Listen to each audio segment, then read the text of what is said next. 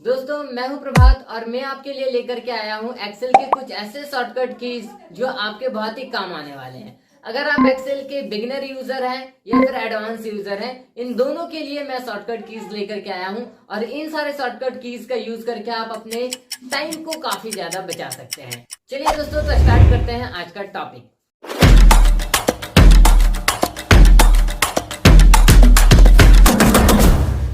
दोस्तों मेरे पास कुछ डेटा है और इन डेटा में मैं चाहता हूं कि कुछ सेल्स को इंसर्ट कर लूं।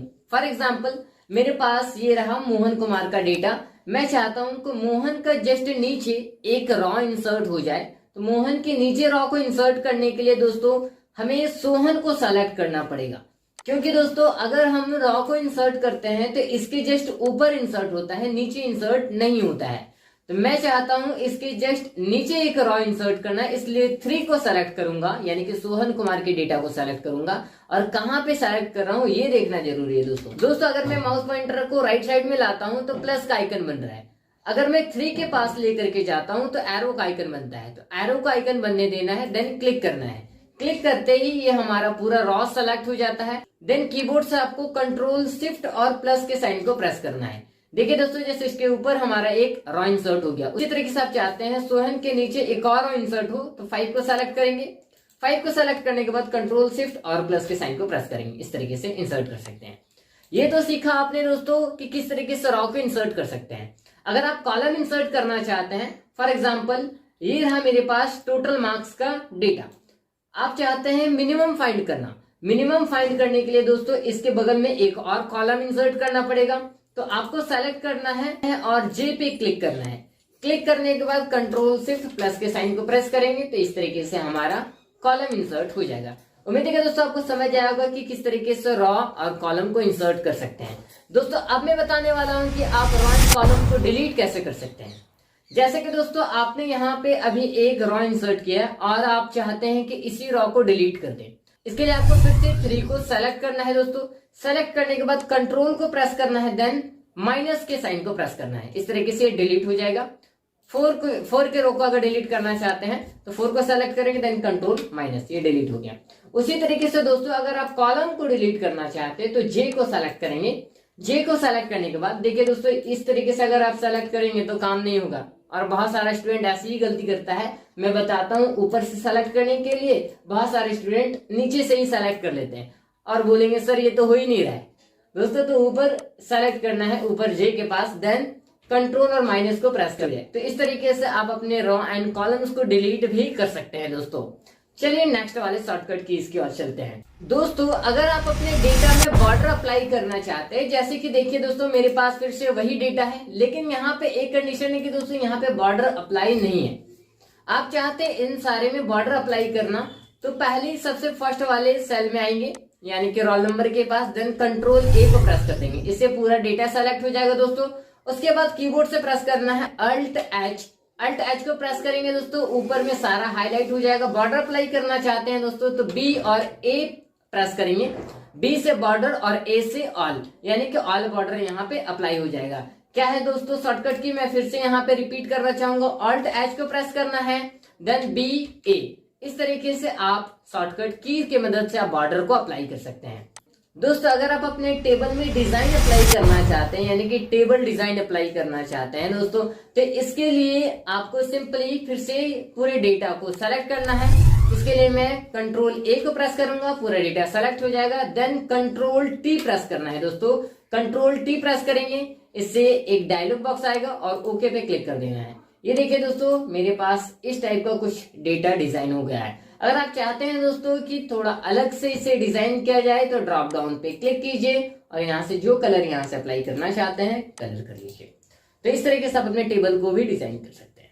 दोस्तों अगर आपके पास कुछ इस टाइप के डेटा है और आप चाहते हैं कि इस डेटा में डुप्लीकेट को रिमूव कर दिया जाए, फॉर एग्जाम्पल जैसे मैं स्टूडेंट के डेटा में दिखाऊं दोस्तों, तो यहाँ पे एक रमेश कुमार और एक और जस्ट इसके नीचे रमेश कुमार मिल जाता है। इसका मतलब रमेश कुमार का डुप्लीकेट है।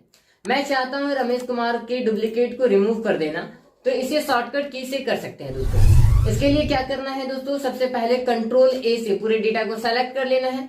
सेलेक्ट करने के बाद अल्ट को प्रेस कीजिए, देन ए को प्रेस कीजिए, इससे हम लोग आ जाएंगे डेटा वाले टैब में। मैं आपको समझा रहा हूं दोस्तों, ध्यान से समझिए। डेटा मेन्यू में आ जाएंगे, डेटा टैब कह सकते हैं, डेटा मेन्यू भी कह सकते हैं। डेटा मेन्यू में आ जाएंगे और अगर आप रिमूव करना चाहते हैं डुप्लीकेट्स को, तो यहाँ पे देखेंगे दोस्तों रिमूव डुप्लीकेट के लिए हाईलाइट हो रहा है एम को प्रेस करना है।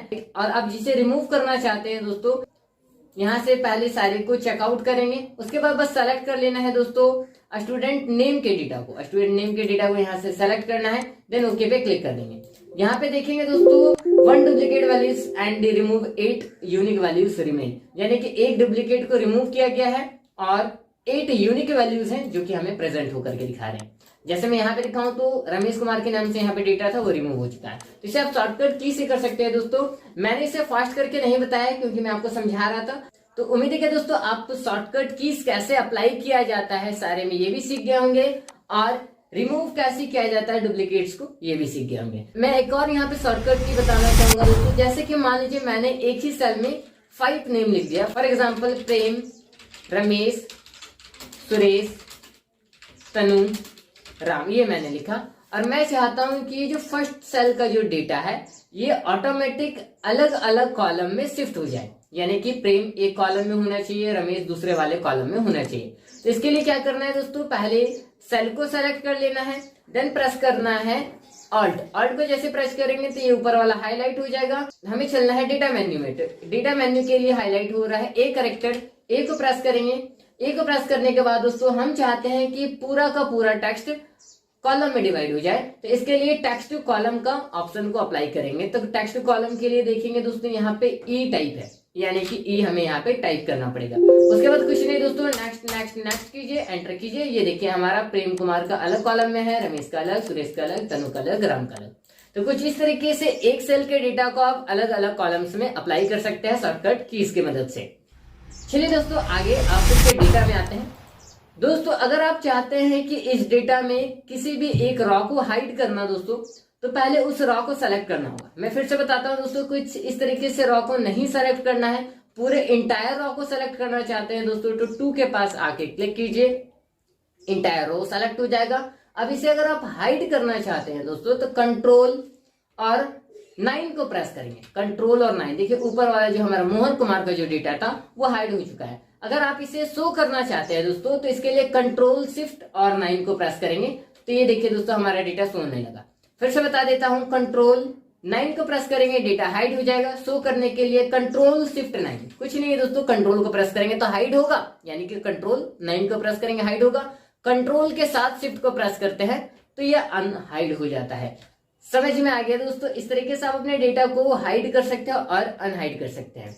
चलिए दोस्तों नेक्स्ट शॉर्टकट कीज की ओर चलते हैं। दोस्तों अगर आप यहाँ पे एक नया शीट लेना चाहते हैं तो इसके लिए भी शॉर्टकट कीज अप्लाई कर सकते हैं। फॉर एग्जांपल जैसे कि दोस्तों यहाँ पे शीट 1, शीट 2 और शीट 3 यहाँ पे शो कर रहा है। आप चाहते हैं कि दोस्तों शीट 4 एक वर्कशीट यहाँ पे इंसर्ट होना चाहिए, तो इसके लिए आपको सिंपली प्रेस करना है शिफ्ट और F11।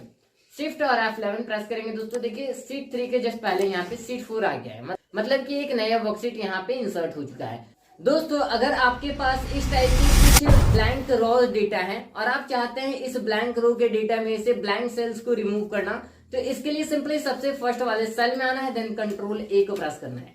कंट्रोल ए को प्रेस करेंगे, पूरा डेटा यहाँ से सेलेक्ट हो जाने वाला है। देन आपको कंट्रोल जी को प्रेस करना है, देन सेलेक्ट कर लेना है स्पेशल वाले ऑप्शन को। मैं जूम करके दिखा देता हूँ। स्पेशल वाले ऑप्शन पे क्लिक करेंगे दोस्तों और यहाँ से ऑप्शन आपको बहुत सारे मिल जाएंगे। एक डायलॉग बॉक्स आ जाएगा गो टू स्पेशल का, इसमें से आपको सिंपली सेलेक्ट कर लेना है ब्लैंक्स वाले ऑप्शन को। ब्लैंक्स वाले ऑप्शन को सेलेक्ट करने के बाद ओके पे क्लिक करना है। अब यहाँ पे देखेंगे दोस्तों कि जितने भी ब्लैंक सेल्स वाले ऑप्शंस थे इन सारे में सेलेक्ट कर लिया गया है।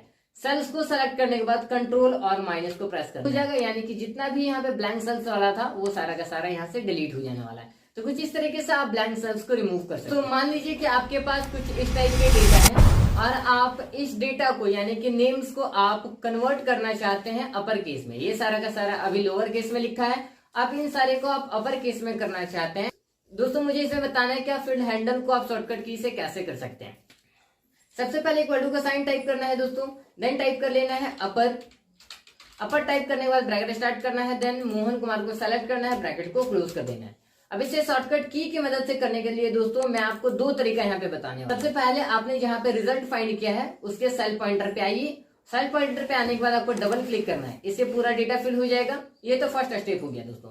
फिर से मैं बता दूं क्या, मैं जूम करके आपको दिखाता हूँ।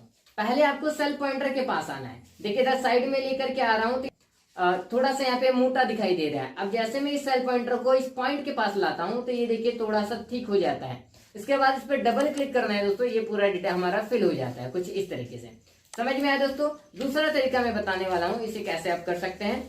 तो इसके लिए आपको क्या करना है दोस्तों, पहले सारे को सेलेक्ट कर लेना है, देन कीबोर्ड से आपको प्रेस करना है कंट्रोल और डी। ये देखिए पूरा डेटा हमारा फिल हो चुका है। उम्मीद है कि दोस्तों आपको ये सारे शॉर्टकट कीज पसंद आएंगे। अगर आप इस टाइप के और भी शॉर्टकट कीज सीखना चाहते हैं दोस्तों तो मुझे कमेंट कीजिए, मैं इस टाइप के और आपके लिए वीडियोस लेकर के आऊंगा। जय हिंद दोस्तों, तो मिलते हैं किसी नए वीडियो और किसी नए कंटेंट के साथ।